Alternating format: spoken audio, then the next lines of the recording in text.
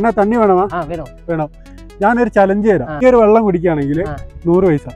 എന്റെ ചാനൽ ഇൻസ്റ്റാഗ്രാമും യൂട്യൂബും ഫോളോ ചെയ്യുകയാണെങ്കിൽ 200 പൈസ. ഓക്കെ, 30 സെക്കൻഡ് തരും. അതിന്റെ ഉള്ളിൽ എത്രത്തോളം വെള്ളം കുടിക്കാൻ പറ്റുമോ അത്രത്തോളം കിടക്കുമോ? ഓക്കെ, ഫാസ്റ്റായിട്ട് കുടിച്ചോ.